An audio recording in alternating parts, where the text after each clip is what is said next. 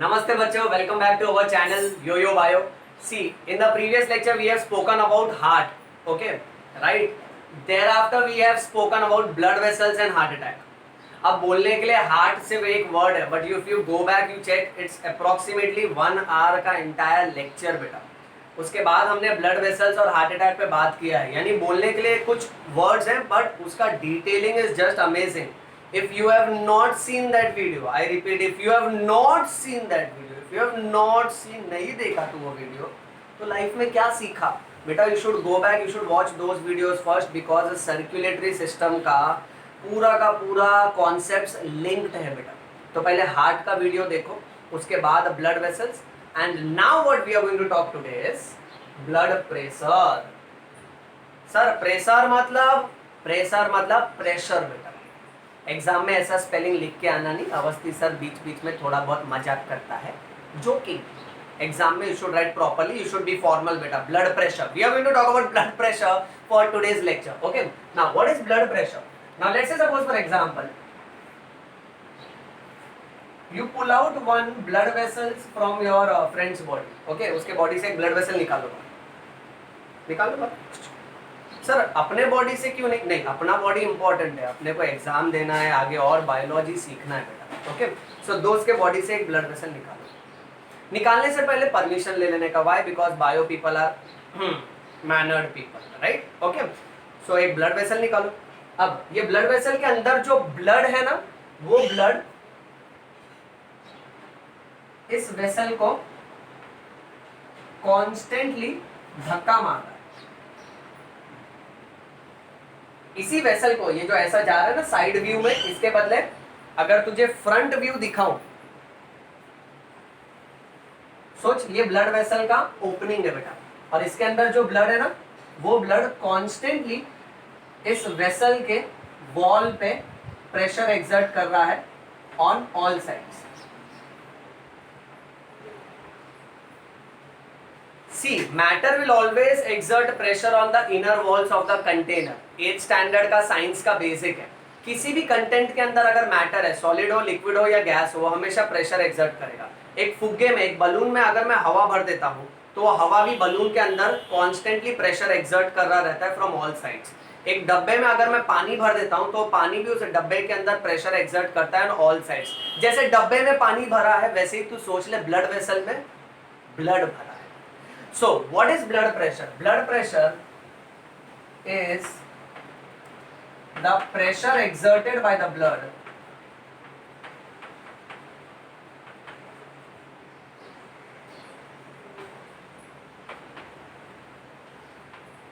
on the inner walls of the blood vessels.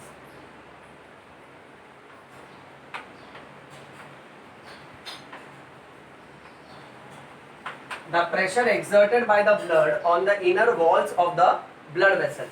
Next, ये blood pressure को measure करने के लिए the instrument which is used, that instrument is called as sphygmomanometer. Sir कितना बड़ा नाम है. हाँ, इसलिए तोड़ तोड़ के पढ़. Okay, Britishers policy of divide and rule. Sphygmomanometer. This instrument was devised by scientist called as Riva Rockie. So at times इसका पूरा नाम है Riva Rockie's sphygmomanometer. Riva Rockie's sphygmomanometer you must have seen in your doctor's clinic. ऐसा डब्बे की तरह रहता है, which opens up so that ये उसका vertical portion है, एंड लेट्स से ये उसका हॉरिजॉन्टल पोर्शन. ओके, यहाँ अंदर की तरफ एक ग्लास ट्यूब होता है बेटा, और ये ग्लास ट्यूब के अंदर ना मर्क्यूरी भरा रहता है. ओके, मर्क्यूरी को हम लोग केमिस्ट्री के लैंग्वेज में Hg सिंबल से रिप्रेजेंट करते हैं, बिकॉज उसका असली नाम है हाइड्रारगाइरम. So you must have seen this डब्बा लाइक इंस्ट्रूमेंट ऐसा ओपन होता है डॉक्टर के क्लिनिक में बेटा. ओके, फिर इसके अंदर ना 2 ट्यूब रहते हैं. नाउ उनमें से एक ट्यूब ना एक पट्टे से कनेक्टेड रहता है, which is called as cuff. Cuff यानी ऐसा कफ नहीं, नहीं पागल, कफ यानी पट्टा। Okay, so there is a band which the doctor will entwine around your upper arm. Okay, पट्टा रहता है जो लपेट देगा तेरे हाथ पे बेटा। और दूसरे ट्यूब में there is a pump, there is a rubber pump and there is a screw over here बेटा। ओके, और फिर यहाँ पे मार्किंग रहता है बेटा आजू बाजू में।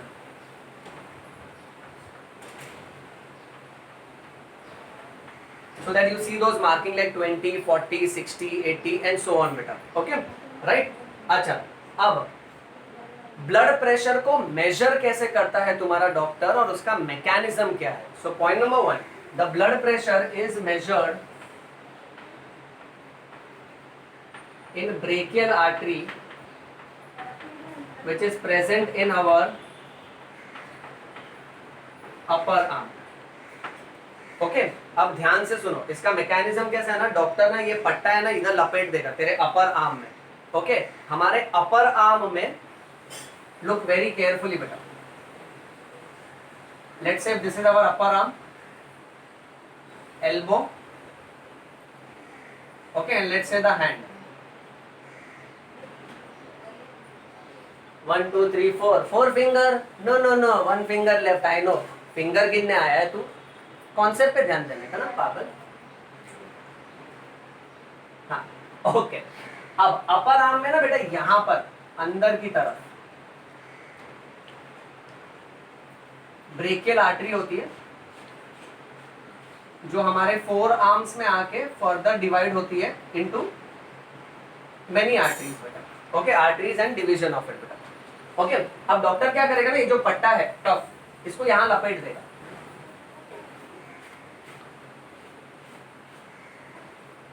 ओके, अब ये लपेटने के बाद डॉक्टर ना ये पंप को प्रेस करेगा। जैसे वो पंप को प्रेस करता है ना, दिस पट्टा, this cuff is inflatable cuff. Inflatable मतलब इसके अंदर हवा भर जाता है बेटा, it can undergo inflation. So जैसे जैसे डॉक्टर ये प्रेस करेगा ना, तो ये वाला पार्ट है ना टाइट होते जाता है, और टाइट होते जाएगा, इसका मतलब क्या मालूम है, तो जो तेरा ब्रेकियल आर्टरी जो ओपन था ना, दिस इज ब्रेकियल आर्टरी, अब ब्रेकियल आर्टरी कंप्रेस होते जाएगा। एक पॉइंट ऐसा आएगा कि ब्रेकियल आर्टरी पूरी तरह से कंप्रेस हो जाएगा। You see this? सो ये पट्टा है ना ब्रेकियल आर्टरी पे प्रेशर एक्सर्ट करेगा, ये पूरा टाइट होते जा रहा है, तो अंदर का जो ब्रेकियल आर्टरी है धीरे धीरे पिचकते जाएगा ना। Okay, so it gets squeezed. Now that is why in your book if you see when it gets completely squeezed, जब तक वो ओपन था ना तब तक ये नीचे के वेसल्स में रेड कलर का ब्लड दिखाया बेटा, और जब वो पूरी तरह से स्क्वीज हो गया ना तो नीचे का ब्लड वेसल ऐसा व्हाइटिश दिखाया। I will show you how this works. ये देखो, ये नीचे के ब्लड वेसल, अब ये पूरा ब्लड से भरा है।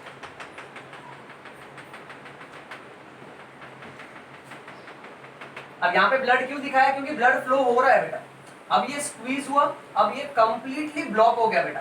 सो यहाँ पे मैंने कोई ब्लड नहीं दिखाया, तो यहाँ पे ब्लड भरा है और यहाँ पे कोई ब्लड नहीं। अब डॉक्टर क्या करता है ना, इसको इन्फ्लेट करते जाता है, ये स्क्वीज होते जाता है, ये टाइट फील होने लगता है बेटा। ओके, फिर डॉक्टर स्टेथोस्कोप लगाएगा and the doctor will place the stethoscope on your elbow. Okay, on the mid line section of the elbow he will place the stethoscope. Then what happens is, ये screw को घुमा के, okay, ये जो screw है ना, so this is the screw and this is the rubber pump. Okay, ये screw को घुमा के ना डॉक्टर इसको धीरे धीरे ढीला करते जाता है, धीरे धीरे लूज करते जाता है। ओके, और जैसे वो इसको धीरे धीरे लूज करते जाएगा ना, what you will notice is, जब उसने पंप किया था तो column of mercury rises in this tube, और जैसे वो उसको ढीला करते जाएगा ना, मर्क्यूरी का कॉलम धीरे धीरे गिरते जाएगा, और जैसे वो कॉलम धीरे धीरे गिरते जाएगा ना, ओके, और ये ढीला होते जा रहा है, यानी ये ब्लड वेसल ब्रेकियल आर्टरी जो स्क्वीज हो गया था वापस से ओपन हो रहा है, और जैसे ही वो ओपन होगा सो दैट उसमें ब्लड फ्लो वापस से चालू हुआ बेटा। Okay, so doctor will experience sound in the stethoscope. Okay, so जैसे उसने स्क्रू ढीला किया, कॉलम ऑफ मर्क्यूरी नीचे आने लगा, उसको कान में आवाज आने लगता है ब्लड फ्लो का, लाइक ठक ठक ठक ठक ठक. So when the sound first appears,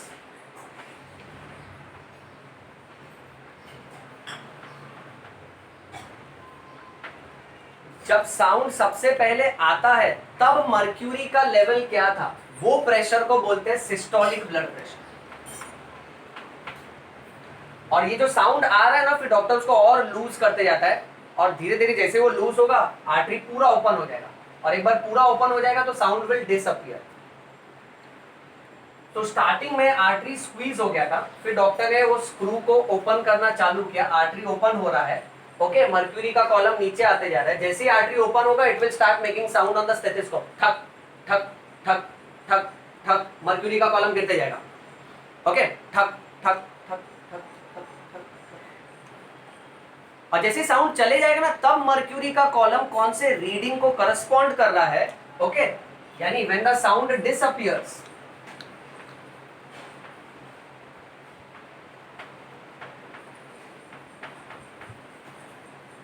that is called as a diastolic blood pressure.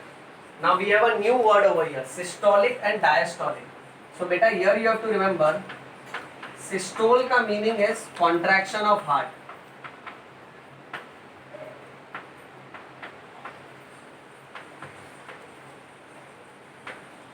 and diastole ka meaning is relaxation of heart.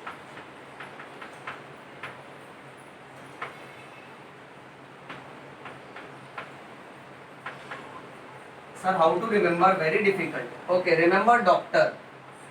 DR. Diastole means relaxation and systole means contraction. Okay. अब systolic blood pressure क्या होता है?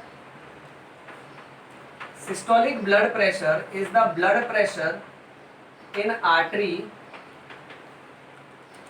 when the heart is in systole. यानी जब तेरा heart contraction करता है ना सिस्टोल में, सिस्टोल यानी contraction, that means to shrink, so the blood is pushed into the blood vessel. So जब हार्ट ने कॉन्ट्रैक्शन मारा ना, तब ब्लड वेसल के अंदर कितना प्रेशर है उसको बोलते हैं systolic blood pressure. And diastolic blood pressure is the blood pressure in an artery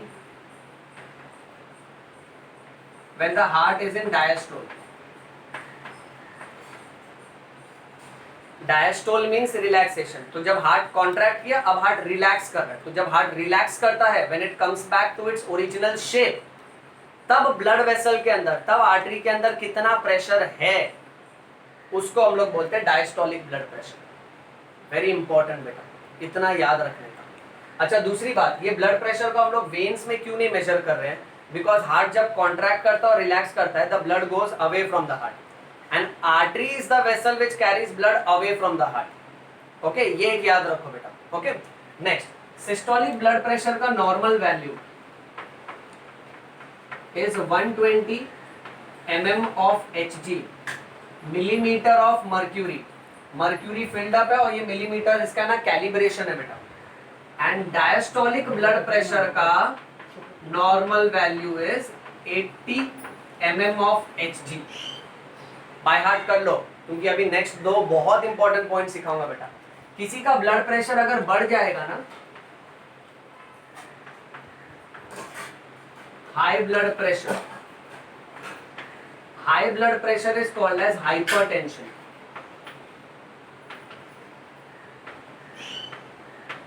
okay, और हाइपरटेंशन में कैसा है ना, systolic blood pressure goes more than 140 mm of Hg. and diastolic blood pressure goes more than 90 mm of Hg. यहाँ पे very important, you have to remember, high blood pressure is called as hypertension. जो pressure 120 होना चाहिए वो 140 से ज्यादा होगा, और जो ब्लड प्रेशर नॉर्मली 80 होना चाहिए वो 90 से ज्यादा हो जाएगा बेटा. ओके, उसी तरह से low blood pressure,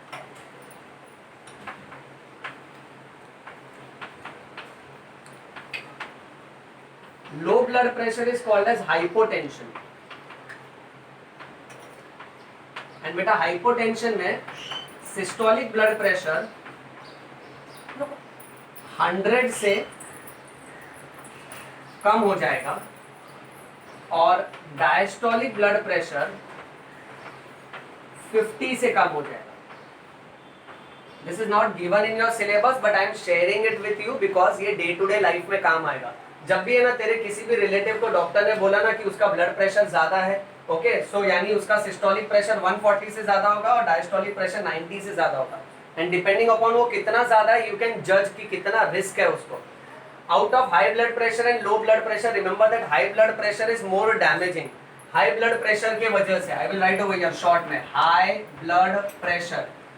blood pressure की वजह से what can happen is the patient can get stroke.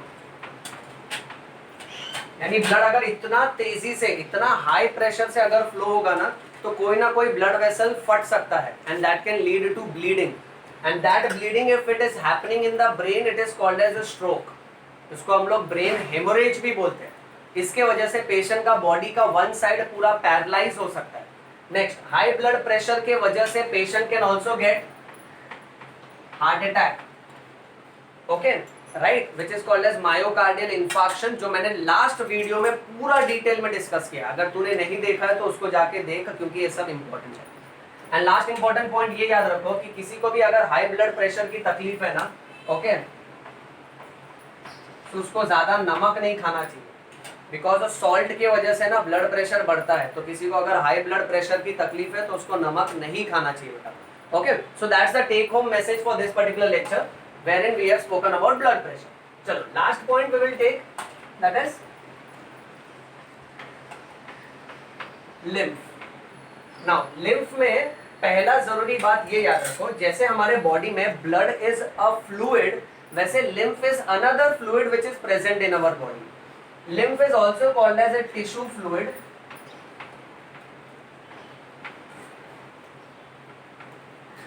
Lymph is also called as interstitial fluid.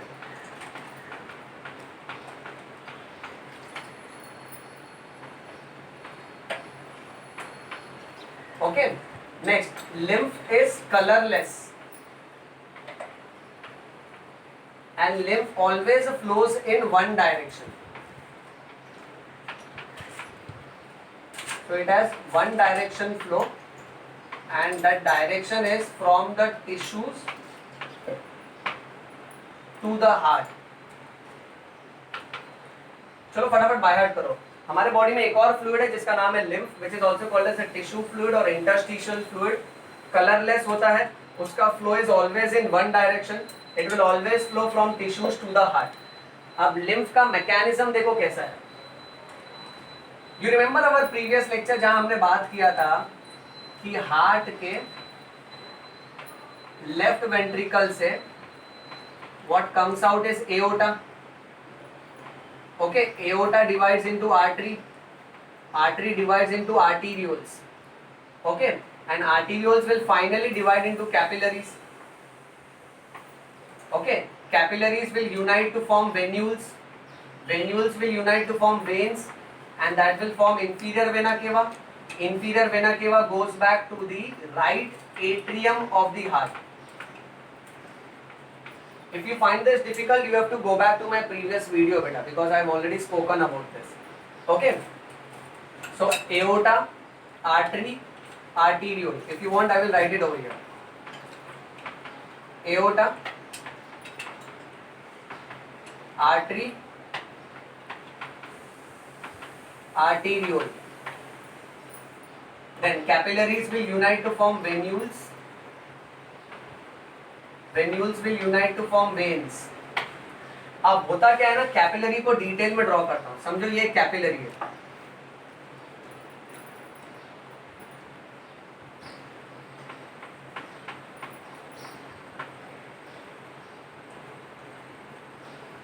अब जब भी whenever the blood flows through the capillary, capillary के आजू बाजू में ना सेल्स के ग्रुप्स होते हैं बेटा, and this group of cell is called as a tissue.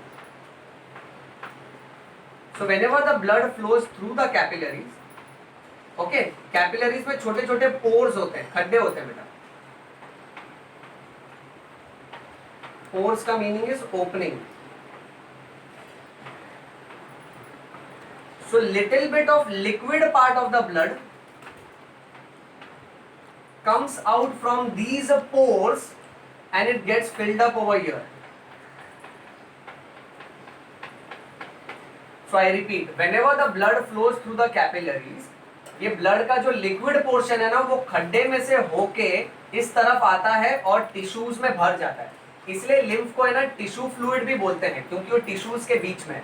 अब यहाँ जो पानी जो ब्लड से आया है उसके अंदर होता क्या क्या है, यानी लिम्फ का कंपोजिशन क्या क्या है. सो लिम्फ में प्लाज्मा होता है बेटा, ओके, लिम्फ में प्रोटीन्स होता है और लिम्फ में ना ब्लड सेल्स होते हैं, और ब्लड सेल्स में खास करके लिम्फोसाइट्स होते हैं. So these are blood cells. Sir lymphocyte क्या है? लिम्फोसाइट एक तरह का WBC है which will always fight with germs.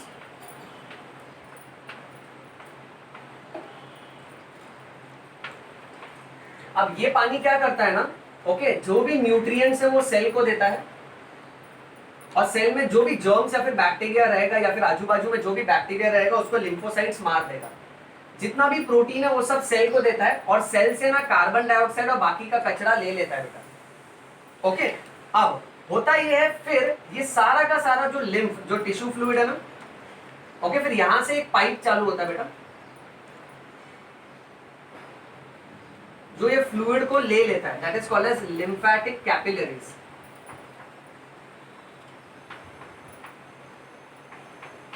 और ऐसी बहुत सारी लिम्फेटिक कैपिलरीज यूनाइट होके बनाती है लिम्फेटिक वेसल्स.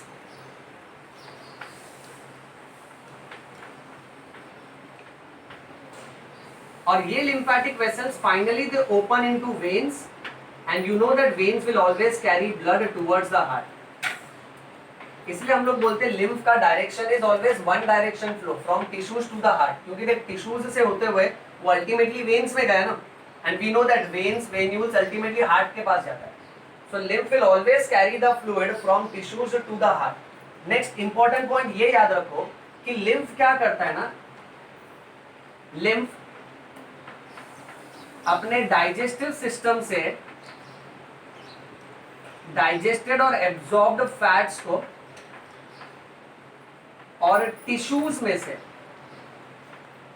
और you can say extra cellular space में से, यानी सेल के बाहर की तरफ जो स्पेस है ना, टिश्यूज बोल सकते हो या एक्स्ट्रा सेल्यूलर स्पेस बोलो, ओके, वहां से एक्सेस ऑफ फ्लूइड को लेता है और ये सब को वेन्स में डाल देता है, and veins will carry it to the heart. Function याद रखो, डाइजेस्टिव सिस्टम से डाइजेस्टेड और एब्जॉर्ब्ड फैट्स को उठाता है, टिश्यूज में से सारे एक्सेस ऑफ फ्लूइड को उठाता है और अल्टीमेटली वेन्स में डाल देता है, and veins will put it to the heart. Last one extra point, lymph blood से ही बना है, पर ब्लड और लिम्फ में क्या फर्क है? The blood was flowing from here ना बेटा, okay, blood has comparatively more proteins than lymph, and blood has RBC. lymph के अंदर RBC नहीं होता है, इसलिए lymph colorless होता है बेटा. So I have told you another important difference कि lymph ना blood से ही बनता है, blood का ही थोड़ा बहुत हिस्सा खड्डे में से होते हुए टिश्यू में आता है बेटा. But the difference is blood के अंदर प्रोटीन्स ज्यादा होगा और blood में RBC होता है.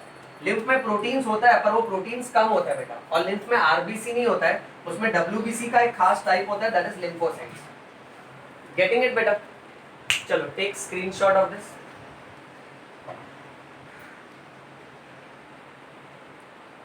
डन बेटा? ओके, एक और एक्स्ट्रा पॉइंट मैं तुझे बोलता हूँ, ये जो लिम्फ है ना, यही लिम्फ पैर में जमा हो जाता है, तब जाके एक बीमारी होती है जिसको हम लोग हाथी पैर बोलते हैं, जिसको एलिफेंटाइसिस और एलिफेंट फुट भी बोल सकते हैं. बायो के लैंग्वेज में उसको फाइलेरियासिस बोलते हैं. ये एडवांस बायोलॉजी में आ जाता है. Gradually as you will come across more of my lectures, I am going to teach and I am going to connect all the basics to the advanced lectures. But till then students keep enjoying and keep learning. Okay, see biology is an amazing subject which teaches you how the body works and how nature has created our body with an intention, with a proper functioning beta, and it is so amazing to know the detailing of these function. ये सारे के सारे body parts और इसके कामकाज के बारे में पढ़ने में बड़ा मजा आता है बेटा. ओके तू खाली लेक्चर्स को फॉलो करते जा और यस बेटा तू नोट्स बना ये सबके, ओके प्रॉपरली इसको लिख के ले लो, क्योंकि ये सारे पॉइंट्स तुमको एग्जाम में तो काम आएंगे ही, बट उसके साथ डे टू डे लाइफ में ज्यादा काम आते हैं। सो वेल बच्चों, आई होप कि तुम्हारा फायदा हुआ है इस लेक्चर से, you have benefited from this lecture. I will try to make as many videos as possible as and when I have time. You just keep reading and keep rocking बेटा। Thank you.